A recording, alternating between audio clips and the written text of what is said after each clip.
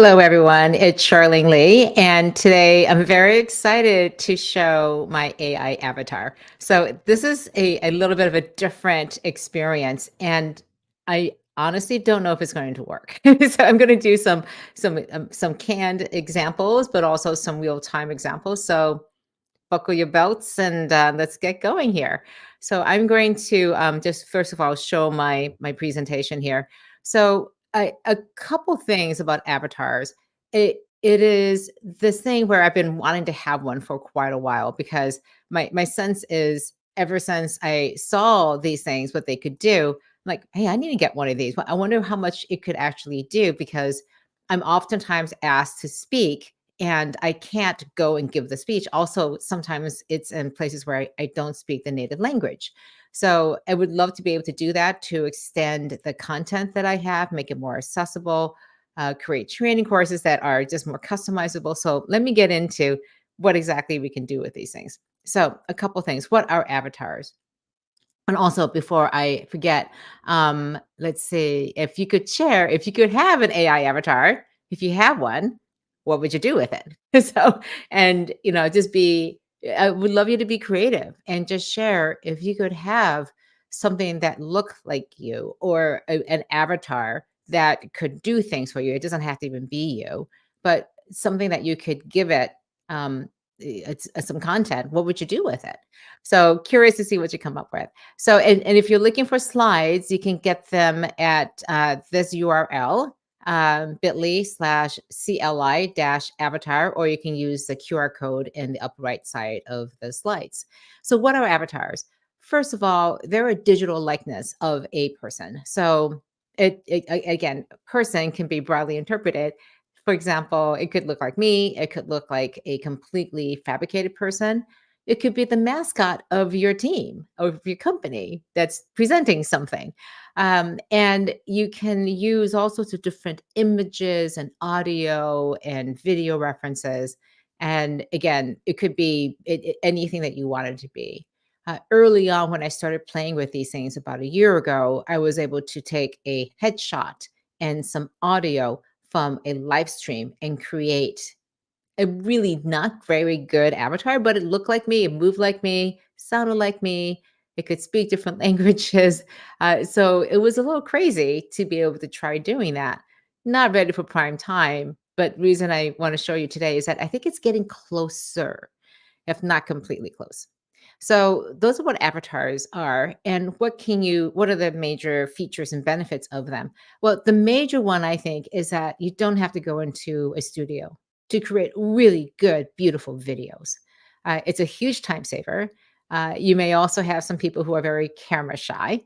The quality is great, it's low cost, and I think it's really good for highly repeated content like training or sales or customer service inquiries, FAQs, where you want some consistency in the video. So you want a certain look and feel, branding, tone, style. You want to make sure the content's delivered quickly, and you have to create a lot of it. So avatars are fantastic for that. Again, the scale is incredible. All you need to have once you have an avatar is have some text, you feed it to the video. You can customize each script and each video for each person. And I'll give some examples of that in a second. And again, it can speak in multiple languages. And fingers crossed, I'll show you also how you can interact with these avatars, especially if they're connected to a knowledge base. So I'll show you my avatar and hopefully we can do some Q&A with it. All right, so I this is just a way to just begin to just give you an idea of what you can do with these things. And yes, here we go. We have Jay coming in, and Jay, thank you for posting the slides. And he has said, yes, I would use one to talk about photography. I know Jay, he loves photography, and Jay saying, I would love to just chat to an avatar about photography all day long. So that's a great use of an avatar, Jay. All right. So one of the things that I do want to go into today is what are some of the applications that I thought about. I mentioned before that I would love to be able to speak, for example, wherever people wanted me to speak. Granted, it would be a pre-recorded, so to speak, presentation, but it would be a script approved by me, customized by me for that particular audience, and I could deliver it in any language. So, my co-author Katja Wells is originally from Bulgaria, and I jokingly say I could go give a speech in Bulgarian to the B2B insurance industry in Bulgarian. And especially if neither of us wanted to go or whatever. And it's just I can speak in pretty much any language and customize it for my avatar to speak. I've always wanted to create training that could be customized for every single learner based on how they prefer to learn. We all learn very differently. So, are you a visual learner, auditory learner? Are you a kinetic or experiential learner? So, the courses and the exercises could be customized to the way that you learn. It could be customized by the role that you have. It could be self-paced and customized based to what's working, what's easy for you versus what's hard, and then leverage your strengths to work on the things that are hard. So it could also be customized for every single company. Again, a single course off of LinkedIn or Coursera, where they're absolutely fantastic, they don't integrate all the things about the company, your values, your purpose, your security procedures, for example, when training on AI. So again, I think there's some huge implications for training. And then for marketing, sales, and service, obviously, I would love to be able to personalize my messaging to people with a customized and personalized video that greets you and understands what our relationship looks like. It could be tailored proposals that I give to particular clients, and there can also be a Q&A. So we'll talk about that in just a second. And again, avatars can do a lot of different things. We know that there is tremendous power in being able to see video, to be able to connect in that way. And so we're getting closer, I would say, to this actually being a reality. All right. Let's see. Zakaria asked, can you have a streaming avatar with a new OpenAI real-time API? Kind of, not really, and it's because it's so dependent right now on the actual, platforms. So you'll see my AI, it still takes a lot to generate it. So you could do in the Q&A with it too as well. Again, they already have voice. It wouldn't be that hard for them to put an avatar in front of it. So potentially, yes. And again, one of the things I'm planning on using the avatar for is to use APIs against the database to be able to create a lot of the customized videos that I'm talking about. All right. Let's see. Let me go back to my presentation here. So just to give you an idea of how my avatar was created, I went into a video show. I'm going to make this a little bit bigger so you can see it. Nope, that's not going to work. So I went into a studio. I worked with an organization called Simulus.ai. So they have a beautiful studio. Who I am on the floor of it, shooting against a green screen. I did multiple takes with different outfits. I read a 4-minute script and shot video from 3 angles, so you could have lots of options. And I worked with Simulus because they're experts in shooting video. They've been in business for 3 decades. They know how to capture video. And the platform we then used was HeyGen, and they rendered an avatar in HeyGen, and they also did a lot of things to make it just look really good. And then I created a script. I used AI to help me create that script, and then a Simulus created the video with an avatar with some additional graphics. So, and the nice thing about this is that I now have an avatar, quote, in the can that I can use to create video. Now, it's not readily accessible to me that I can just give it a script and have it. I'm still going to work with Simulus because again, it's just going to look a lot better because they're professional videographers and in a video studio. And so I really want my avatars, especially if I'm creating video for professional purposes, to look really good. It's just not quite there yet with any of the platforms to do it on the fly, on demand. So one of the things that I want to do now is introduce you to my video. And I just realized this is a PDF, so it doesn't work. Let me pull it up. I just had it here and I'm going to have to share it. Hold on for just a second. Not what I anticipated. And I just have to go and find it. Here we go. All right. Maybe I can share the screen. Sorry about this. All right, going to stop sharing that screen and I'm going to share this screen. Here we go. I think this is it. Yes. All right, going to play it. Hi there. I'm Charlene's human digital twin, but you can call me your future assistant extraordinaire. My job? To help make life easier and way more fun. While I can easily create presentations, I can also customize training for each employee based on their unique needs, development plan, or even how they like to learn. Oh, and did I mention? I speak over 70 languages. For example, puedo hablar 23 dialectos diferentes de español. Or, मैं आपके लिए शुद्ध हिंदी बोल सकती हूँ. And best of all, 我父母一直希望我能说普通话. Pretty cool, right? While Charlene still got me beat on the dance floor, the technology keeps getting better, and the possibilities are endless, limited only by our imagination.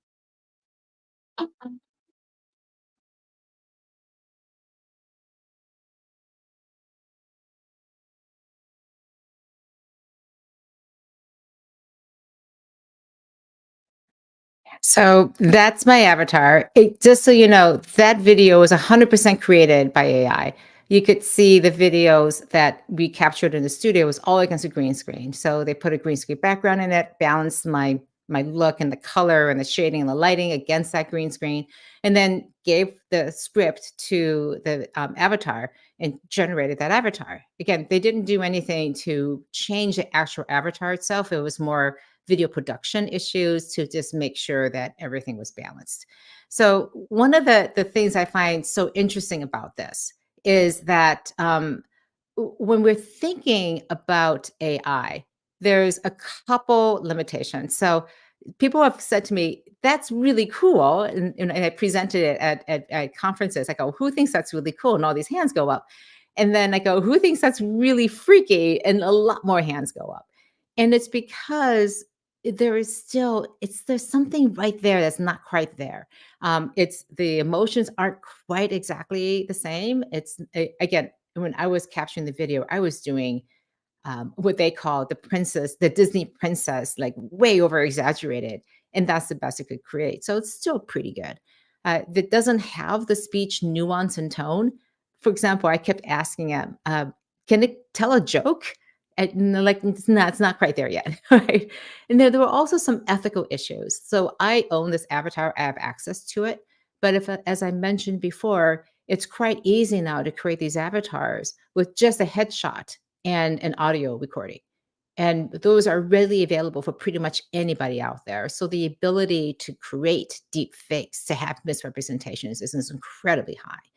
And then we also have the uncanny valley, which is this whole idea, and it makes people feel really uncomfortable. And what I mean by that is this is a representation of uncanny valley. And Nir Zuckerman recently wrote a fantastic piece about how we're getting close to uncanny valley.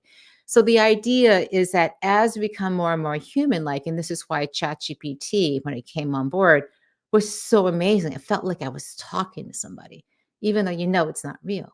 And so our affinity and our attachment and our attraction to these tools increases up until a point where we recognize it's getting too human like, but it's not quite there. And we hit uncanny valley.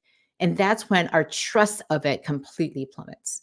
So things like little glitches of intonation, of movement, of even like the way my hands are positioned can trigger us to say, that's not real. I don't trust it. And so our affinity then goes down. Same thing as AI gets closer and closer, we feel like we start getting this uncomfortable feeling. So we have to be very careful of uncanny valley effects when we're using AI. So the AI is incredibly powerful, especially in creating these avatars. But now I want to show you something a little bit more different. I need to get back to my various screens and let's see, I'm going to have to share a different screen here. So bear with me as I pull it up. So this is my avatar. that can answer questions. So I'm going to push this button, say chat now. And this was also created by Stimulus. It is connected to a knowledge base of some of my content. So it takes a little while to rev up. And it doesn't work that great when it's not on a really good connection. So hopefully today it's a good connection day. Uh, and I'll just prime it by saying, so here's my avatar. It's ready to listen.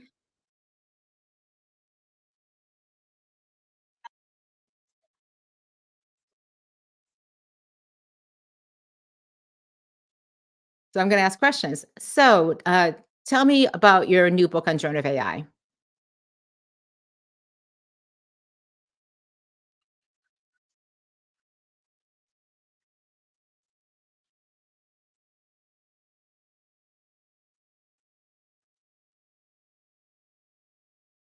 Right now, I have a different question. How can AI be used by insurance companies?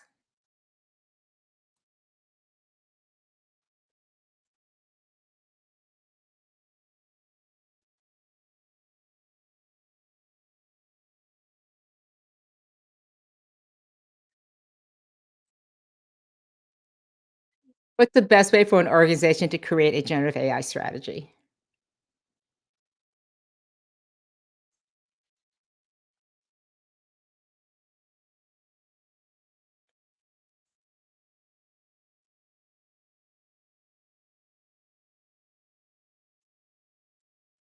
Let's talk about how you can involve leaders in getting interested in AI.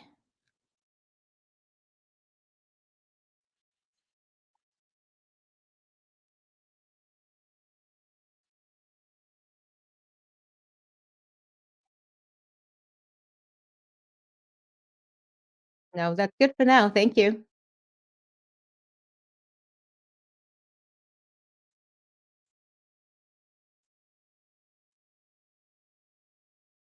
So that's my avatar. And you can see it's still listening. I'm going to try to shut it down now. Here we go.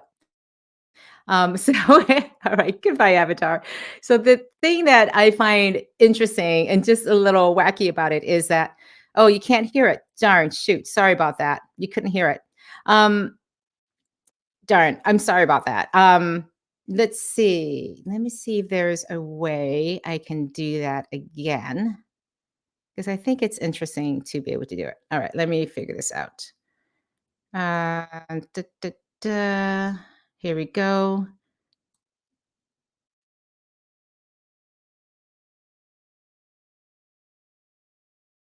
See if that works. Here we go. Hold on. Almost there. Sorry about this, everyone.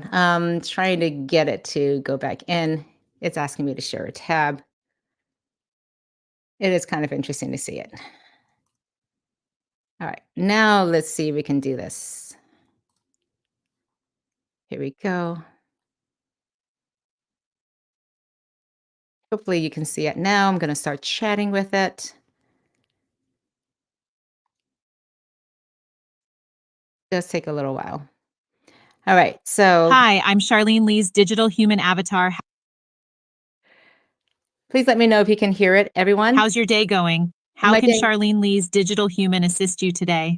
my day I is can see going. your message. My day is going great. I have a question. What's the best way for organizations to create a generative AI strategy? That's great to hear. For organizations to create a generative AI strategy, they should start by educating themselves on AI capabilities, upskill top leaders, and involve HR early in the planning process. Collaborating with other departments and communicating transparently about AI's impact is also key. Would you like to know more about any specific aspect? In particular, how do you get leaders more involved with AI when they're scared of it? To involve leaders who are apprehensive about AI, focus on upskilling them with training and resources, encourage open dialogue about their concerns, and demonstrate quick wins to build confidence. It's important for leaders to understand AI's potential to enhance their strategies rather than replace them. Would you like more tips on this? No, I want to ask a different question. How can call centers use AI effectively to improve their operations? Call centers can use AI effectively by implementing chatbots for common inquiries, analyzing customer interactions for insights, and automating routine tasks to improve efficiency. This enhances customer experience and allows agents to focus on more complex issues. Do you need more details on any specific application? No, I don't. Not at this point. I'm curious, can you speak other languages too?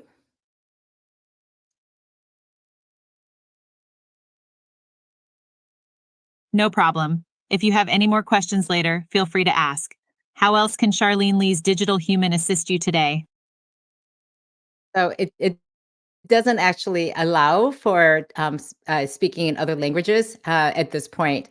And so, a couple questions I have in the chat here. So I'll just go through it again. Thank you, people, for letting me know. I'm glad it worked out. Thank you for bearing with me. So a couple questions that people had. Uh, yeah, so Jay was asking, "Can you hear it in Spanish?" Which is why I asked if it does any languages, and I'm pretty sure it didn't, and it doesn't because my knowledge base doesn't have that language API layered on top of it, but it will eventually. My chat bot does, and it's again, it's there, and it kind of works it decently, and there is an artificial voice next to it. Roy had this. It's a bit strange to hear another voice coming out of your mouth. Can you use 11 apps to add your own? It actually is my voice, Roy. The problem is that the AI engine behind it right now that we had to use. I can't remember which one we're using. We're not using HeyGen because it doesn't have that API into my knowledge base. It's not as good of an engine, and I only recorded 40 seconds of audio for that particular engine. And as you know, the other engine had the HeyGen one had 4 minutes of audio and video to base it on. And so this is a very rough approximation. It's clearly not ready for prime time, but it is actually my voice that's being used to render those answers. So I don't know. And Bird has a question of which tool is this? I actually don't know. I don't remember the name of it. I will get that. I should know that. But again, it's the original one was using HeyGen. This one, I believe, is also using HeyGen, but it's a lower quality one that can render very, very quickly. So as you can imagine, rendering the AI video, audio, and everything is a huge task. And so you could see the chat coming on board, and then asking the question, it would understand my question, it would generate it back in text, and then it would render that into the video. So very fast, very quick, not the greatest quality. So it's a trade-off right now, again, which is why I think it's a bit hard right now to do these kinds of things. A couple other comments here I do want to share back. Um, let's see. Cosmin says, I've been using a custom AI avatar. I love this for a course for an executive development for over a year. Fantastic to see how the technology has improved, especially on avatar human inflections. And I agree that it's so much, Cosmin, is that it is so much better now. It's to the point where I feel comfortable now as sending out a representation of me for training in particular. And I don't think it's quite ready to do a presentation, but I suspect that it will be in a few months. It is how quickly this space is evolving. And again, clearly the Q&A one is not ready for two reasons. My knowledge base and the information in it isn't quite well tuned yet to be able to answer questions. It's the same reason why I haven't released a chatbot of my content, because I don't really see the reason and the logic for it at this point. And I don't know how many people actually want to talk to me all the time too as well.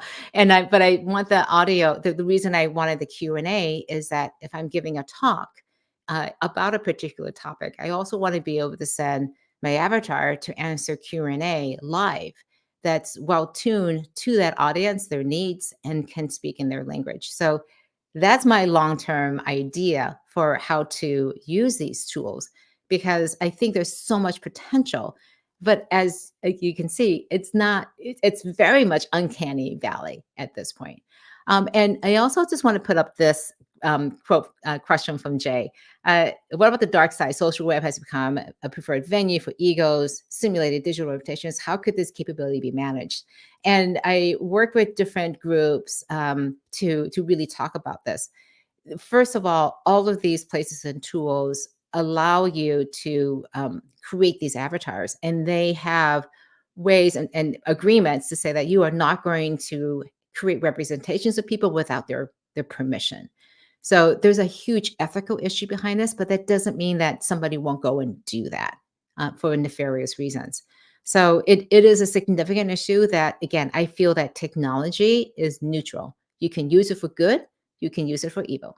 And it's incumbent upon people like us who want to use it for good purposes to demonstrate how it can be used for good, but also to train people to understand when there is misinformation, when there are deepfakes, how to recognize it and what to do about that.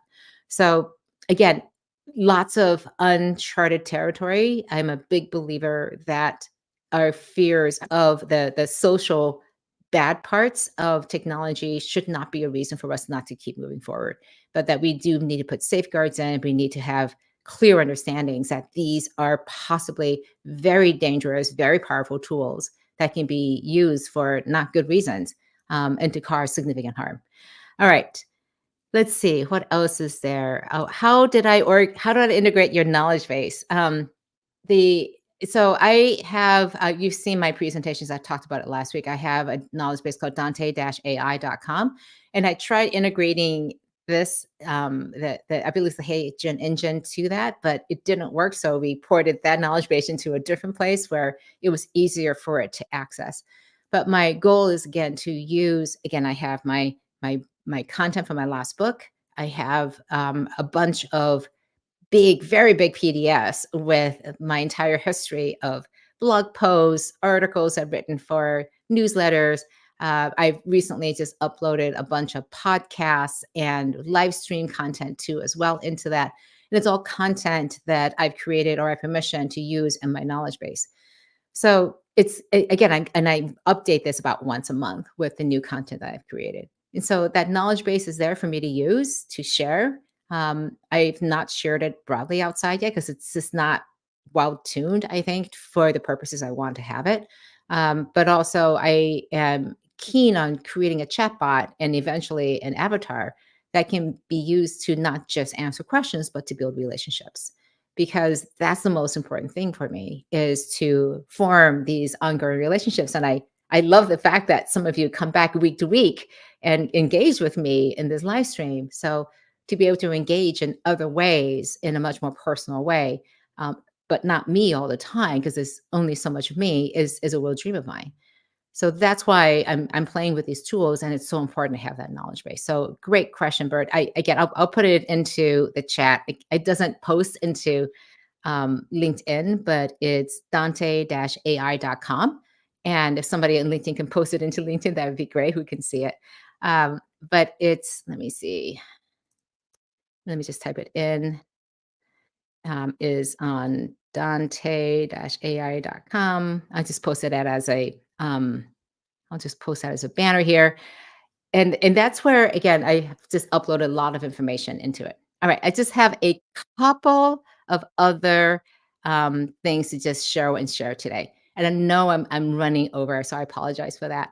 So here's a list of various AI avatar providers who I think are excellent. Simulus.ai was again they do the professional video capture. I can't say enough about them. They're absolutely fantastic. If you'd like to get in touch with them, the CEO, Steve Sanford, here's his contact information, steve at stimulus.ai. HeyGen is a platform that the original video was created on. I'm pretty sure it was the one that was also being generated for the Q&A. Synthesia has been around for a long time. Absolutely fantastic. Lots of avatars ready for you to use. They've been doing this for quite a long time, especially in the training area and also for marketing. Colossian is another one that's very focused on training, as is Elay. And Arrow One also creates a lot of avatars. All of these have ready to go avatars that you can use. And all of them also have the ability for you to create your own custom avatar. So it's Let's see. In Cosman says, I use HeyGen due to its transparent pricing model. Yes, it's fantastic. You know exactly what you're paying for and exactly what you're getting. Some other ones, it may be a little bit harder to gauge. They're gauging on a per model basis or per minute basis, per video basis. So it's a little bit harder to gauge what's happening with them. But these are some of the early people that I've been watching and playing with, and they're all really fun to play with, and they're all not 100% there. It's the technology just isn't there yet. But again, the fact that I have this video now and I'm working with a group like Simulus allows them to use any of these platforms, depending on what's getting better, what's not. And so I think it's really important to have both a really good way to capture video and then also to actually render it, depending on the platforms that you have. Some do's and don'ts about AI, and I'm going to stop after this. So, a couple things. First of all, it's fantastic for doing highly repetitive or standardized content like training, onboarding, FAQs, product demos, whatever you are doing over and over again that you may want to customize and you want consistency in. It's great to be able to use these to personalize the content. So it's kind of a waste to just create a course. If you're going to do that, then create a course that can be customized in some way for people, just with a bit of APIs and customization. Uh, you have to keep humans in the loop because everything has to be reviewed at this point. It's not completely just plug and play. You do want to test and see if it's good in terms of, especially for training and onboarding. Is the information getting through? Is it just as good, if not better, than a human presenter? So doing that testing is extremely important. Use it as supplemental content, not as a replacement completely. And this is especially true if you're doing things for like product demos or for training. It's great to supplement, but it's not a replacement for all of your training, all of your salespeople, all of your customer service departments. Again, it's just not quite ready for that. And people will want at some point to get out of the AIs and into an environment where they can talk to somebody.